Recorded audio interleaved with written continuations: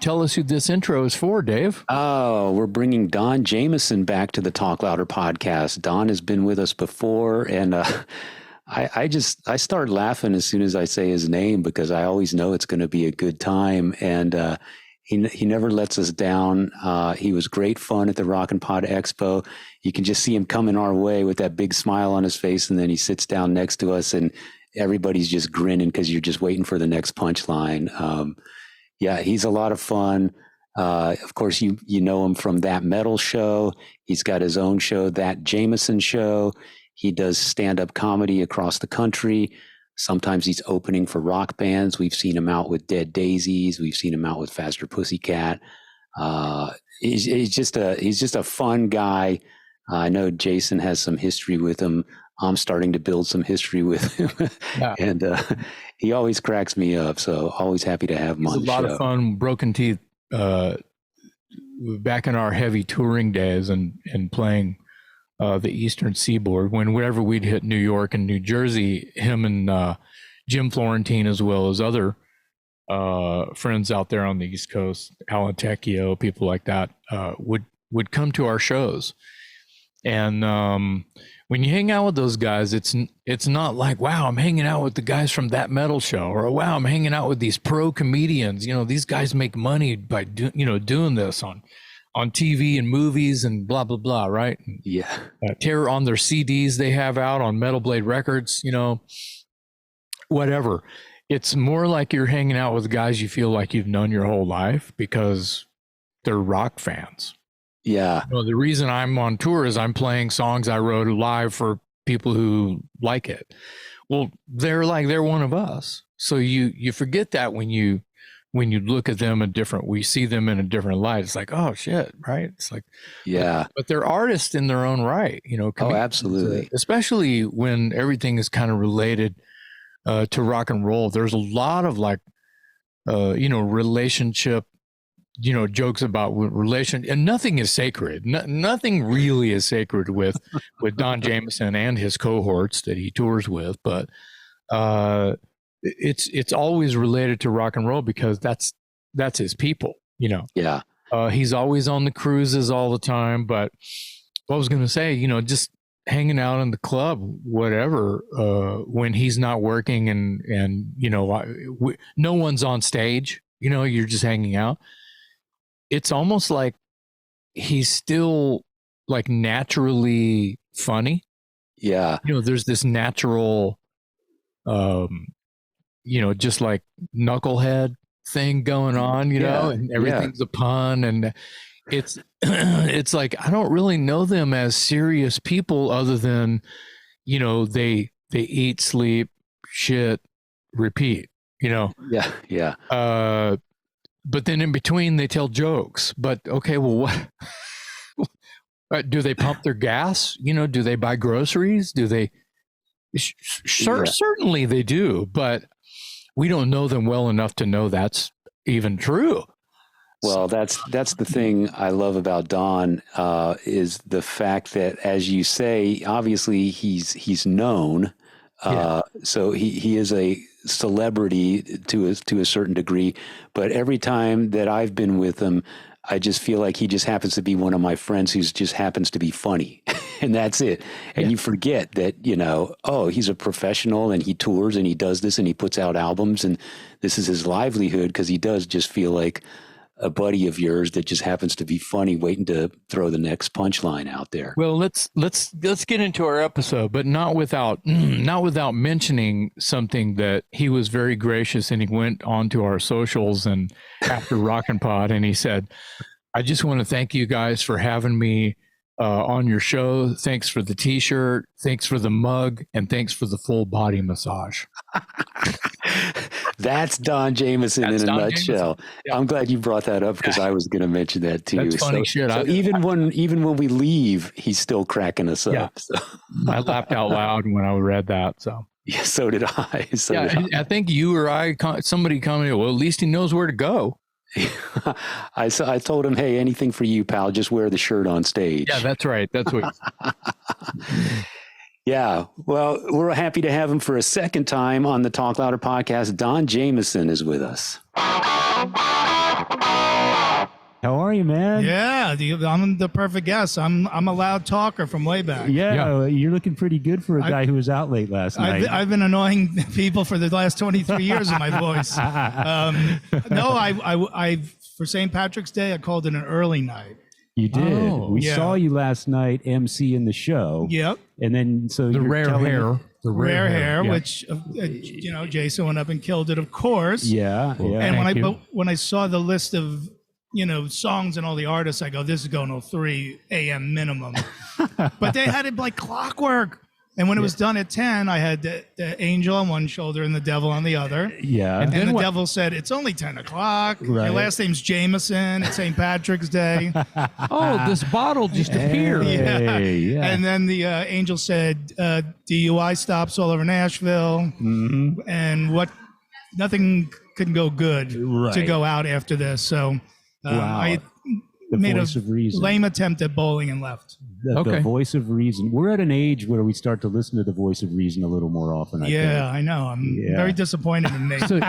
So you're a two-timer on our little podcast. Yeah. That's right. Yeah. Yeah. Thanks for being here a second time. Well, he's forced. He's forced. Yeah. Because I mean, we I'll just say this: we got invited to this, and we're like, okay, wait, this is a convention of nerds.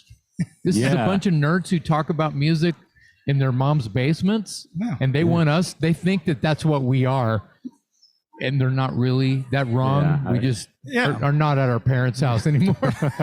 Well, we're all nerds at these No, I conventions, agree. Right. I appreciate. No, I'm grateful. Yeah. And then I saw the list of maniacs, and you were on it. So yeah, Yeah. We had to have you. yeah.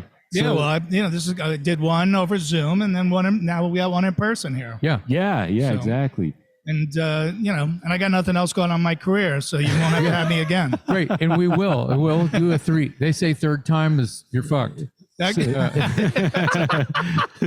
If you're on our show third time, that means Yeah. you got Yeah, that nothing means going nothing. on. That means it sucks. Yeah. So, I'll be on the shitty podcast again. God damn it, because I got nothing better to do. Dave's got some cool questions for you. So speaking Better of be your, cool, man. speaking of your career that apparently is going down the toilet, No, dude, gone down the toilet. tell us, have you ever had a joke backfire horribly on Oh. your stand-up routine? Are you kidding me? Made a career on it. I did not expect that answer. Actually. Yeah, I didn't either. Like, nothing that's like taking like the show down. Yeah, okay. like No train wrecks. not a complete train wreck, but yeah, man. And it's so Jason will know this in doing music. It's like when you have jokes in my case or songs or whatever, and it gets a certain reaction every time, and you kind of get used to it. Yeah, And then that one time it doesn't. where there's just nothing, and you're like, and the horse had no legs. Cricket, and you're like, what the hell happened there? But and especially in today's day and age, you never know what's going to piss somebody off. Yeah, know. yeah. So you just listen. I just try to do what I do. I try to walk the line, and So do you censor yourself, given the fact that we do live in sensitive times? Do you ever come up with a joke in your That's a head? good and go, question. It's Oh, good. that's a great one, but man, I don't know. Maybe I yeah. shouldn't Well, cross or that. I try to be. Once in a while, I can be clever. Yeah. So that's usually what I try to do with it. If I have an evil joke that I'm like, I got to do this, but I got to think of a better way to do, more clever way to do it. Yeah. And that way, and then that's good because then you have another layer of humor underneath. Sure. Okay. Like if I got a whole bunch of stuff about all the woke stuff that's going on in the country, and I was playing to these NYU students a couple of weeks ago in Manhattan. I'm like, they're gonna hate me because all my jokes are about their generation. Yeah. But I tricked them, and I tricked them into laughing hysterically. And in my head, I'm going, they don't have no idea. I'm making fun of them the entire time, Right. But they're loving it. Yeah. So you find ways around it. And they paid for it. Yeah, Yeah, yeah. They paid your rent and they Man. laughed at themselves when they get home, by the time they get home, if they realize That son of a. They tell their dorm mates the jokes I was making. They go, "Who's talking about us?" yeah, they're gonna fuck up the joke trying to tell it You're because right. their person's gonna go, "Do you realize?" Yeah. Right, and then I probably fucked it up. So then that's I don't double fuck. I don't think so. I don't think so. If you were able to turn it to where you got a laugh. But that brought me a lot of joy. Tell us. And That's people should be able to laugh at themselves. Of course. Absolutely. That's Of what's course. missing. Yeah. So Of course. that made me so happy. These young people who are so triggered by everything, really, when they just laid back and enjoyed it, they really had fun. Yeah. Do you yeah. feel like throughout your career in being able to, as a comedian, as a live touring comedian, which sounds kind of awesome to say, hey mom, I'm going to be a comedian when I grow up. You need to get a real job at the factory. No, I'm going to tell jokes because you laugh at them. I'm your mom, asshole. Yeah. but the thing is for you to tell a clever, like well thought out joke, do you feel like something like that for you to actually have, all of the right ingredients to tell a somewhat, I'm talking about Don Jameson, but an intelligent joke, that's going to work because you engineered it a certain way. Do you think that takes time? Like, you've been doing this for fucking years now. Do you think it takes time to get the right joke to work that way? Yeah, it does. And not to get too philosophical here, but No, don't. But That's for not me, allowed. was the hardest thing is storytelling. I'm not a good storyteller. Like Craig Gass, who's walking around here, his whole act is story. Yeah, he Yeah. can go, And right. he's great at them. And Yeah. I'm not a good, like, even in real life, like if you said, "Hey, how was Rare Hair last night?" Jason was good, and then it was done by 10, and then I left. Wow. I'm sorry I missed it. So yeah, right. So when I started doing more stories on so stage, you can't do reviews. that was yeah. I was I'm good at reviews. 5 stars, all right, yeah, or 1 star.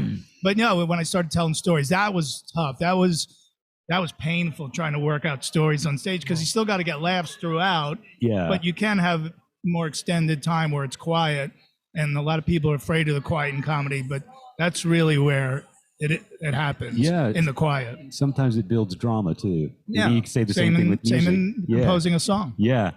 Tell us about Terrorizing Telemarketers. We had Jim Florentine on the show, and I asked him, what's the longest you've ever kept a salesperson on the phone by feeding them BS?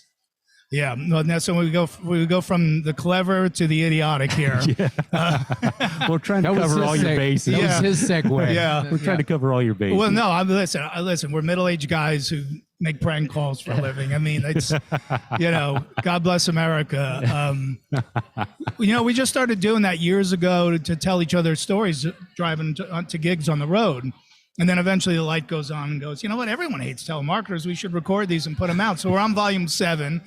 And the thing I love the most about this one, and I'll answer your question, is that it came out in September and it went to #1 on the comedy charts. Wow. And I'm like, 2 idiots in New Jersey, middle-aged idiots in New Jersey, in Jim Florentine's basement making prank calls. And I got my first #1 comedy album of my career. So I'm glad just people out there still have an immature sense of humor. Yeah. We've kept people on for like 30 minutes plus. That's amazing. Yeah, he told us as a kid, I think one time he kept somebody on for hours or something like that. I thought that was hilarious. Yeah, but the training involved to be able to keep to keep it up that long. That's what I mean. How do you keep that person Are we still on the talking about line? phone calls? Yes. Yeah. I was trying to add to the moment, Well, we drive them to the point of almost madness, and as they're about to get flustered and hang up, we reel them back in. Yeah. We've kind of mastered that art of no, just one more time. I didn't get the last thing you said. All right, I'm gonna try one more time. But there's the last call on the new album's called Fiance, and we put this guy through such hell. And when that was about a 30-minute call, and we got off, I go, that's going to be at least a 15 to 20-minute call edited. Yeah. Because all the levels and all the psychological craziness we put this guy through. Brutality. And that's probably my proudest moment. It's the darkest, it's funniest call we ever did. I want to be honest because there's one where you guys are doing, it's a 3-way, And y'all can. We've done a lot of those. Yeah, I knew you were going to say something like that. And you're doing the echo like it's on a bad cell reception. So you're like, if someone says no, you're on the other side going, no. No, it was a phone number. She's trying to give a call. Literally never gets to her pitch. Yeah. Because she goes, I am calling from this place, and if we get disconnected, here's the callback number. And she says 1, and you go 1 1. 1 1 1. Yeah. Jim's like, wait, I go 3 7 2 what?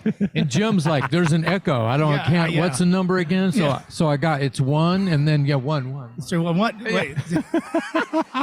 So that right there, I have to be straight with you. I felt like I go, am I going to make it to work on time? Is this joke going to last 45 minutes? No. I started to think because okay, guys, I'm like talking to you. I'm listening to it in my car and I'm going, come on, Jim. Come on, Don. Obviously you guys edit them down. Do you guys do the editing yourself? Yeah. Okay. Well, we got a friend who does it. Helped you with it. But we sit with him and, on his laptop and... He's got a question about Metal Blade. Yeah. So some of your albums have come out on Metal Blade Records. All of them. Okay. So how did you connect with Brian Slagle, and how much of a sales pitch did you have to throw to get him to sign in comedy? The sales pitch came from his end, unbelievably. Oh, wow. I went out, as you guys know, besides comedy clubs and stuff, I opened for bands. Yeah.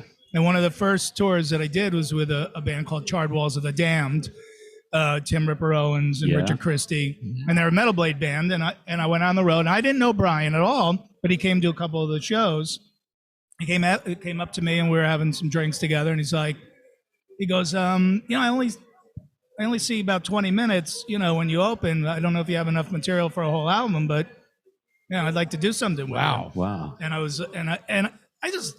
I thought he was kidding. Yeah.